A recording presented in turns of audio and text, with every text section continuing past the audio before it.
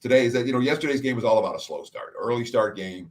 The Knicks played a terrible first quarter. Really, the first half wasn't sharp. They came out, brought it defensively in the second half, got themselves back in the game. Wasn't enough to get the victory over Charlotte. But all the quotes, all the post-game quotes of the Knicks afterwards were, as long as we bring that effort from the opening tip, we're fine. We just got to avoid this flat first quarter. And in general, like I said, Minnesota's a one-way team for me right now. If I'm betting on the T-Wolves, I'm betting on the Minnesota game. It's likely to be on Minnesota. The Knicks have some bet on right now as well. They were underachievers over the first half of the season. They found a rotation that's working for them right now. Julius Randle's out of his funk, and I think the Knicks do offer some bet on potential. So being that my line's shorter than the markets and being that Knicks aren't a straight fade for me, I think they'll play better than yesterday. I would look under in this game from a side perspective. I want no part of it. It's a clear pass. Exactly. Yeah, I understand why your numbers are 1 Timberwolves as well. You could have got the Timberwolves last night at 1. It opened up. I think the money has pushed this one up to 3, but I don't mind going official. Like I say, I went on here last night. We talked about it. Got on Timberwolves -1. It's up to 2.5, 3 this morning. I still like it. I see a double-digit win by the Timberwolves. I know that Tibbs going up against his old team. They're at the house this time, but like I say, the Timberwolves, like Chris Finch says, it's go time right now. It's time for this team to gear up to try to make a playoff push. They're not trying to get the play-in seed. They're trying to get a 6 seed or better, and I think that the Timberwolves have a damn good squad to do it. You mentioned as well with this team with the big 3, Russell, Karl-Anthony Towns, and Anthony Edwards. They're a daily type of squad as well. Jared Vanderbilt as well. I think that he'll be playing some really good defense tonight, as he always does. A damn good rebounder as well. Should be all over Julius Randle in this one. Like I said, you got the revenge spot from the loss from December 28th, 96-88, the Knicks. Now they have the rest advantage. The Timberwolves, they didn't play yesterday, so we didn't get an MLK Day. This is our game here to show up on NBA TV. And another thing that I'm starting to notice with the Knicks, they kind of struggle with teams that run fast pace. Obviously, their offense isn't lights out. They have to do it with defense. Minnesota Timberwolves, number 2 in pace last 5 games. The Knicks are last, dead last, number 30th in pace last 5 games. It's not a good matchup if you ask me. I see Russell Towns running circles around these guys tonight. And also the Wolves, number 2 net rating last 5 games. They also have the number 2 defense over the last couple games, where the Knicks have dropped down to number 22 in this one, Teddy. Did you have something else on this one? Yeah, just a good quote from Malik Beasley. You're talking about how Minnesota was really looking at this point of the season to try to make their run. And Beasley had that exact quote, we don't just want to be in the play-in game. We want to be set in the playoffs. We're trying to figure out how to get a nice little win streak to get us over the hump. So Minnesota does have that thought process right now, and again, this is the time of year, Jay, where, we've seen it with the Cavs, we've seen it with the Grizzlies, we've seen it with the Thunder. Any team that is getting better right now, the markets are going to take forever to adjust. It just takes time once you have this many stats in the books for a team that morphs and gets better. And I think Minnesota and New York both have bet on potential over the back half of the campaign, certainly over the course of the next month or so. I wouldn't be surprised if both of these teams end up being money winners for their backers. Exactly, man. Let's cash tonight. Timberwolves got on it last night, -1. I'll go official with the -3. We howling with the Wolves. Oh, tonight, baby. Raised by Wolves. Let's go, man. Next game up, last game up as well. We got the Pistons versus the Warriors. Line open up at 14.5. It's up to 15 now here, Teddy. The total, I believe it was at around 215, 216. It's touching 219 now. You like your thing in this one? You think it'll be smack city spot by the Warriors, or can the Pistons hang around in this one? It's supposed to be a smack city spot for the Warriors. Golden State off a loss is bet on all the way. Okay. And they have been all year. And against a team like Detroit, where in theory they can do whatever they want against the Pistons, it's not a spot that I have any interest in stepping in front of the Golden State Warriors. That being said, Steph Curry, okay, if I'm going to name NBA MVP today, I'm probably going to vote Curry 1, especially because of what Grizzlies did when Morant was hurt. I'm probably voting Curry as the MVP. But if you ask me, Curry's the MVP of the league. But if you ask me who's the key when you're betting on Golden State, it's not Steph Curry. It's Draymond Green. And Draymond Green is out. and he's been out, and he's going to be out. And look at the Warriors last year. Ed Curry, no Green, lottery team. Look at them in recent games. Curry, no Green. It's not the same team. The intensity on the court isn't there. The defense isn't there. The rebounding isn't there. And whatever intangibles Draymond Green brings to the equation, without him, Golden State doesn't have the second guy to fix that. Klay Thompson's not right yet. They're still trying to fix him. He hasn't shot the ball well. He's not going to shoot the ball well. It's going to be a process for Klay Thompson. So 15 and a half. No, I'm not getting there. I'm not. I don't want the Pistons. I don't want the Warriors. I don't want the total. I'm not playing the game. It's an easy pass. Yeah, I'm with you on that. I could see a smack city spot by the Warriors. I thought this line would come out maybe 11 and a half, 12 and a half. We saw it come up with 14 and a half. We were kind of doing the guessing game last night. I mean, well, like you said, this is the line with Draymond. Like, it's simple. I'd lay this with him full squad. I still think that the Warriors coming back to the house off their road trip where they're only 1-3 the last 4 games. They lost 3 or 4.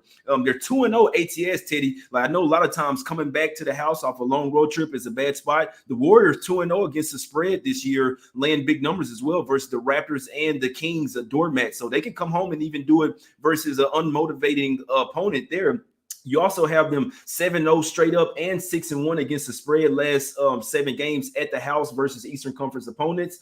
You also have them 9-2 straight up and 8-3 against the spread coming off the loss for the Warriors, the second best ATS team in the league coming off a loss. So this is a spot that I'd like to back the Warriors. I must say I didn't bet it. Obviously the line is too high. Maybe try to get a live bet here, but I could see the Warriors come, like the way that I'm seeing this game, I see them coming out here rolling. We know that the Pistons kind of get down on themselves. Their offense in super lights out. So if they get down by 10 in this one, they have a game tomorrow in Sacramento. I could definitely see the Pistons mailing this one in. They're not necessarily that type of team. They play hard for their coach, but I think the Warriors will be pissed off here and possibly win this game by 20, Teddy. So this is just one where I'm not looking towards taking the Pistons. It's Warriors or nothing for me here. Maybe trifecta spot and leaning toward the over as well. I think the Warriors could go for 120 here. Anything else on this one? Like, even with the total, would you lean towards the over? It opened up at 215 and a half, bet all the way up to 218 and a half, 219, showing some sharp money on that total, Teddy.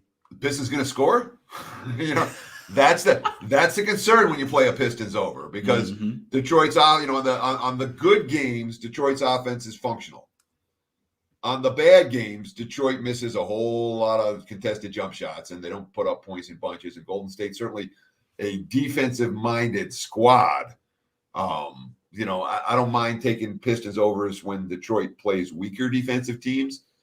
Golden State's not a weaker defensive team, even without Draymond Green in the lineup. It is certainly worth noting. The other thing that you mentioned was Golden State's record off a loss. I've got them 9-2 straight up, 8-3 ATS off a defeat, and that is 5-0 straight up, 5-0 against the spread when they're playing at home, coming off a loss. This has been their role. But again, 15 and a half is a great equalizer, man.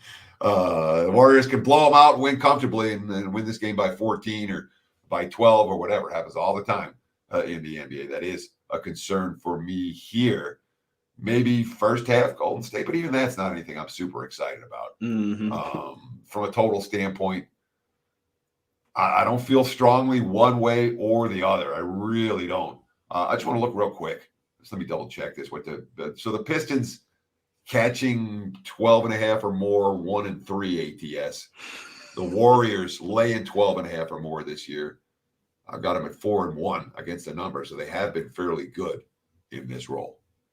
Yeah, and if I'm looking at over, my guy Isaiah Moore in the chat said it as well, and that's why exactly where I was looking at it. If I'm thinking that the Warriors don't come in here and score 120, you don't even need to take the full game over. You just take the Warriors team total over. It should be somewhere around 115. And now, when, like I say, these two teams already played. Warriors took their B team over there to Detroit, third game in 4 nights. I'm talking about a terrible travel spot, and they still led by 18 points in that game. Only ended up winning by 3. Obviously, they kind of fizzled out late. There was no Curry, no Green, Otto Porter Jr., or Iguodala in that game, and Frank Jackson was the best player on the floor for the Pistons with 27 points, and he's out in this one. So I don't think the Pistons have enough offense to stay up in this one. It's just a lean for now. I lean Warriors first half, full game, and the team total over Teddy, but nothing for me official in this one. And now we can get to this commercial real quick, and then we'll give out the free plays and get out of here, my brother. Have you ever checked out all the new handicappers at Wager Talk? If not, here's your chance. All NBA Talk with J Money viewers who are new to Wager Talk can get a 1-day all-access pass to the handicapper of their choice for only $1 versus a regular price of $39 using coupon code J1 when checking out. Our new roster of experts is 25 deep, covering sports from around the world, giving you tons of options to choose from. All you have to do to redeem this offer is be a first-time Wager Talk customer. Go to wagertalk.com, choose a handicapper of your choice, use coupon code J1 when checking out on a 1-day all-access pass, and get a full day of picks for only $1.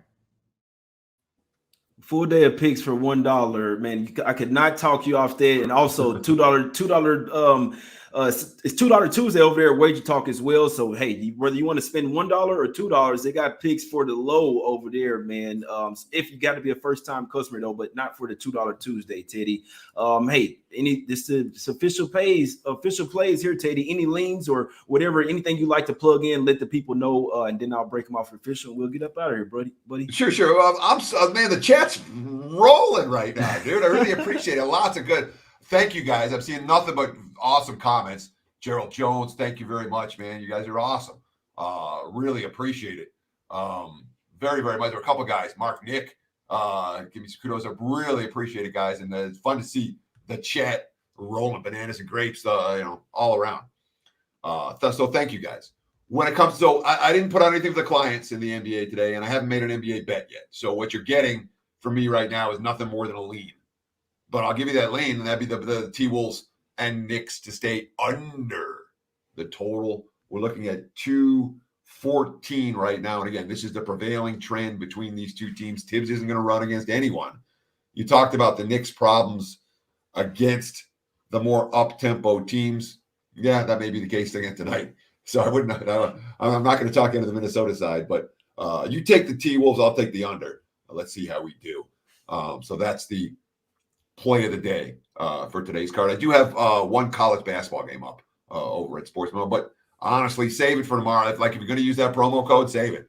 Tomorrow's a loaded day and a loaded card. You may as well get the whole card for $1. Exactly. It's good stuff. So that's what I got. Thank you. Exactly. Yeah. And the promo code also works for Sports Memo as well. So if you want to go and get Teddy's plays, go over there to sportsmemo.com and use the promo code J1 as well. Like he said, maybe you want to use that tomorrow. You can get the full card for only $1, guys. Hope we go 2-0 tonight. I'm on the Timberwolves. I'll go official with -3. We took a -1 last night. I encourage you guys check out the late night shows, trying to get ahead of some of these lines, just trying to give out as much actionable info as possible. Hit the like button, subscribe. Let's cash these Timberwolves tonight, man. And my guy Teddy liking the under as well. Let's go 2-0 one time for the one time. Appreciate everybody in the chat. Like I said, hit the like button, subscribe, go and check out Wager Talk and Sports Memo. Follow us on Twitter at Teddy_covers. You can follow me as well at JMoneyIsMoney. We out, guys. Let's cash.